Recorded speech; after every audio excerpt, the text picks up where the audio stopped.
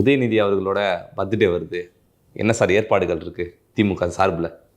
அந்த ஏற்பாடுகளை செய்வது உதயநிதியின் நண்பர்களோ இளைஞரணியை சேர்ந்தவர்களோ அல்ல, திமுகவின் தலைவரே செய்கிறார். மாவட்ட செயலர்கள்லாம் அழைத்து இந்த வாட்டி தம்பி பிறந்த நாளில் சிறப்பாக பண்ணணும், புரியுதுங்களா?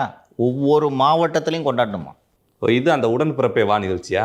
அந்த நிகழ்ச்சியில் வர்றவங்ககிட்டலாம் சொல்கிறாரு. அப்புறம் இதெல்லாம் குறையெல்லாம் சொல்லி முடிச்சோம், குறையெல்லாம் சும்மா நோயின்னு சொல்லிட்டு பிறந்த நாளுக்கு என்ன பண்ண போகிறேன் இவரே சொல்கிறார். பல முறை நிகழ்ச்சியில் சொல்லியிருக்கேன், இவர் ஒரு நல்ல குடும்பத் தலைவர், கட்சி தலைவரோ நாட்டின் தலைவரோ அல்லன்னு சொல்லியிருக்கேன் நான்.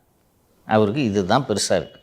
தமிழ்நாடு முழுக்க திமுகவின் அனைத்து மாவட்டங்களிலும் உதயநிதியின் பிறந்தநாள் இந்த ஆண்டு இதுவரை இல்லாத அளவுக்கு சிறப்பாக கொண்டாட வேண்டும்.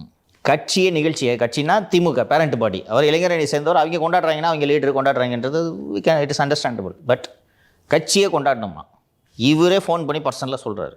குடும்ப கட்சி தானே உங்கள் கட்சியே, பண்ணுறது தெரியாத மாதிரி பண்ணணுங்க. ஒரு கட்சி லீடரு, ஒரு சீஃப் மினிஸ்டர் வேறு இருக்கிறீங்க நீங்கள். இப்போ ஃபோன் பண்ணி தம்பி பிறந்த நாளுக்கு என்ன ஏற்பாடு பண்ணியிருக்கீங்க, இப்படியே கட்டிகிட்டு இருப்பீங்க?